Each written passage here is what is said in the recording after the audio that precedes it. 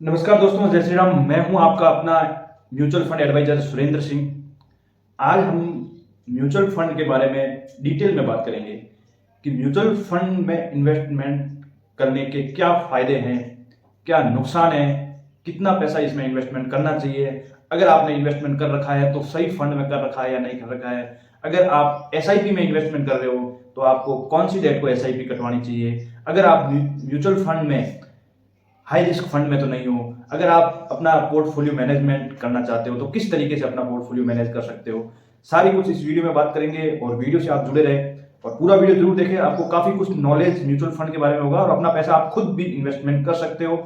अगर आपको खुद को इन्वेस्टमेंट करना है बिना किसी को ब्रोकरेज दिए तो भी आप इसमें इन्वेस्टमेंट कर सकते हो। तो दोस्तों चलिए शुरू करते हैं।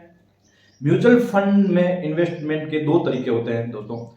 एक तरीका होता है एक साथ में पैसे डालने का, जिसे लमसम इन्वेस्टमेंट बोलते हैं। आप अपना पैसा एक साथ में, जितना भी आपके पास पैसा होता है वो आप एक साथ में, जैसे आप एफडी में डालते हो वैसे की वैसे जैसे म्यूचुअल फंड में आप डालते हो, तो उसको म्यूचुअल फंड की भाषा में लमसम इन्वेस्टमेंट बोलते हैं, जो एक साथ में पैसा डालते हैं।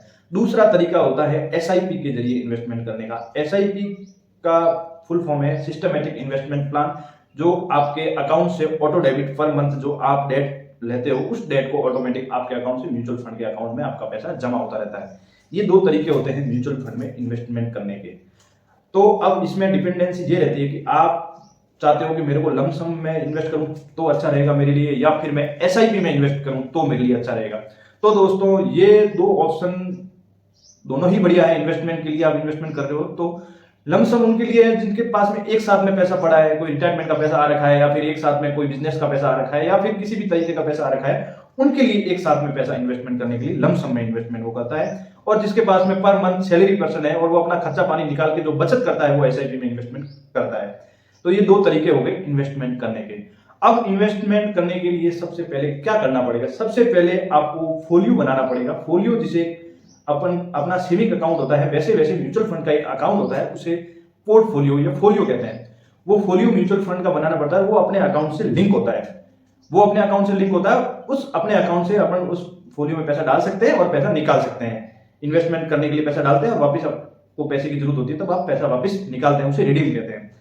तो ये दो आपको सिंपल बेसिक डिटेल में पूरी जानकारी दूंगा। आप चैनल पे नए हो तो प्लीज चैनल को सब्सक्राइब जरूर करें।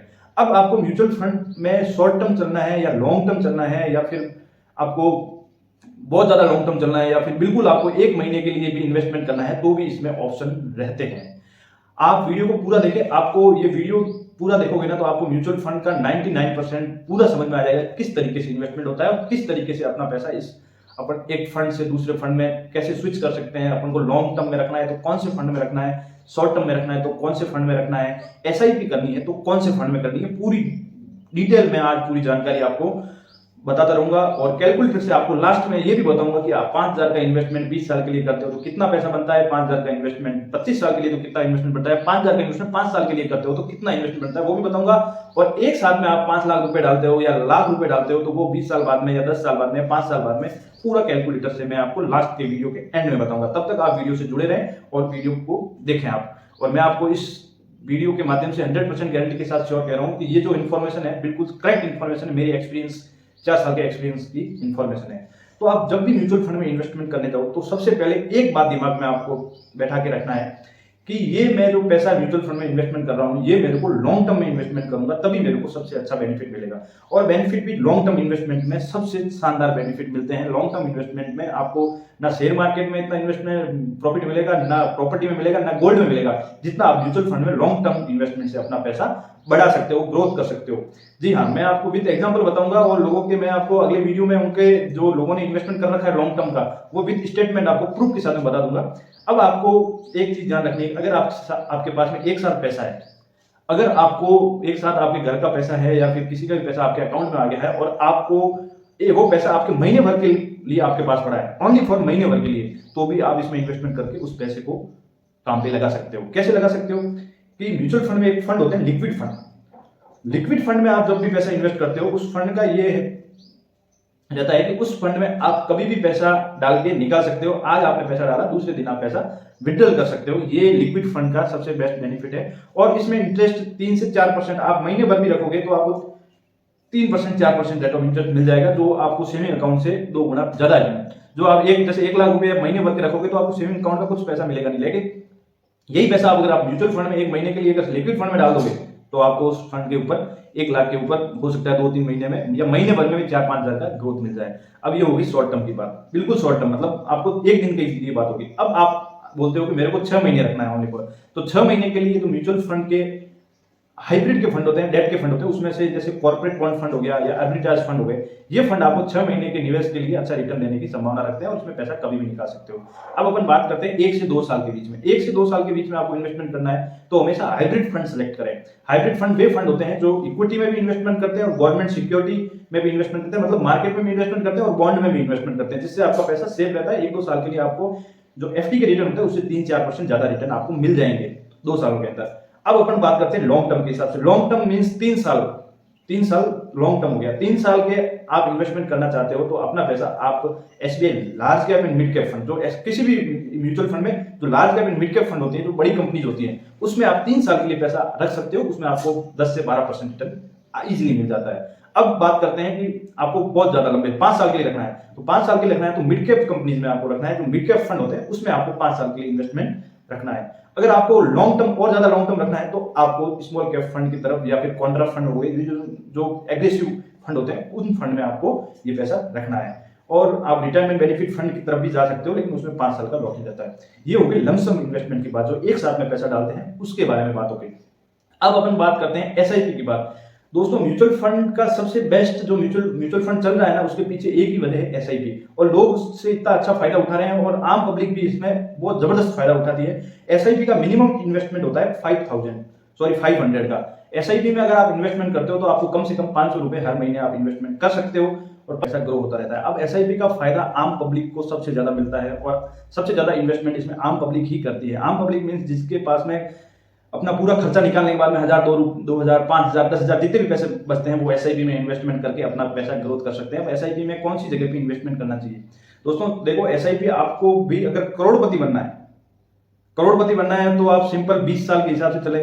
50 लाख आपको कमाने हैं तो आप 10 साल चल सकते हैं, और आपको 5 करोड़ 6 करोड़ कमाने हैं तो उस हिसाब से आपको मैं अमाउंट बताऊंगा, उस अमाउंट के हिसाब से आप इतने महीने के लिए, इतने साल के लिए इन्वेस्टमेंट करोगे तो आप इतना पैसा ग्रोथ कर सकते हो। आप अपने रिटायरमेंट के, आपको प्राइवेट जॉब कर रहे हो या फिर गवर्नमेंट जॉब कर रहे हो या फिर कुछ भी बिजनेस कर रहे हो, आपका खुद का भले दुकान चला रहे हो, अगर आपको अपने बच्चों के लिए या रिटायरमेंट के लिए या फिर एक टाइम के बाद में जब आपकी कमाने की कैपेबिलिटी कम हो जाएगी, उस समय आपको जो पैसा चाहिए वो पैसा आप एसआईपी से बना सकते हो। मंथली आप 1000 रुपए या 500 रुपए इन्वेस्टमेंट करके भी वो पैसा आप बना सकते हो। तो दोस्तों आपको सिंपल करना क्या है कि आपको म्यूचुअल फंड में फोलियो बनाना है। फोलियो बनाने के बाद में आपका एक फंड सिलेक्ट करना है, और जब भी आप एसआईपी करो हमेशा इक्विटी फंड में आप करो। इक्विटी फंड में करो। इक्विटी फंड रिस्की फंड होते हैं, लेकिन जो रिटर्न देंगे ना वो आपको इक्विटी फंड ही देंगे। जो सबसे बेस्ट रिटर्न आपको देंगे वो इक्विटी फंड ही देंगे। और आप एसआईपी लगाओगे तो बेसिक सीधी सिंपल बात है, आपको लॉन्ग टर्म चलानी है। लॉन्ग टर्म मीन्स 10 साल से ऊपर, 10 साल से ऊपर आपको एसआईपी चलानी है, और भले 1000 रुपए की चलाओ लेकिन लॉन्ग टर्म चलाओ, तो ये आपको एसआईपी में बेनिफिट मिलेगा। और आपको फंड्स कौन से लेने हैं? फंड्स आपको हमेशा एग्रेसिव, जो बहुत ज्यादा हाई रिस्क फंड होते हैं वो आपको फंड लेना है। हाई रिस्क फंड में इक्विटी में जैसे आपको स्मॉल कैप फंड हो गए, टेक्नोलॉजी फंड हो गए, हेल्थ केयर फंड हो गए, उन फंड में डालना है, जिससे आपको आजकल सब होशियार, सबको पता है कि पैसा कहां बढ़ने वाला है। जो आप जैसे रिन्यूएबल एनर्जी में इन्वेस्टमेंट करते हैं, देख लो कि कौन से फंड कर रहे हैं, या फिर अपने एडवाइजर से पूछ लो और वो आपको बता देगा। उस हिसाब से आपको 10 से 15 साल के लिए इन्वेस्टमेंट करना है। और फिर मैं आपको वीडियो के अंत में ये भी बताऊंगा कि किस तरीके से कितना पैसा आप 1000 रुपए या 5000, अपन 1000 रुपए, 2000, 5000, 10,000 का एग्जाम्पल 20-20 सालों के हिसाब से आपको मैं कैलकुलेटर से आपको वीडियो के एंड में आपको बताऊंगा। तो दोस्तों आपको म्यूचुअल फंड में इन्वेस्टमेंट करने के लिए आपको कौन से तरीके का इन्वेस्टमेंट लेना चाहिए? अब जैसे आपने एसआईपी में डाल दिया तो आपको एसआईपी में हमेशा 2 ऑप्शन आते हैं, एक रेगुलर प्लान ग्रोथ, एक डायरेक्ट ग्रोथ। डायरेक्ट ग्रोथ वो रहता है जब वो आप अपने खुद से इन्वेस्टमेंट करते हो, और फंड में डायरेक्ट ग्रोथ करते हो तो उसमें क्या है कि जो कमीशन होता है, फंड में जो पैसा बनता है उसके ऊपर कमीशन 1-1.5% का है, वो किसी को, जो आपके ब्रोकर या बैंक हो जाता है, तो वो आपको कमीशन अगर नहीं देना है तो आप डायरेक्ट ग्रोथ में इन्वेस्टमेंट कर सकते हो।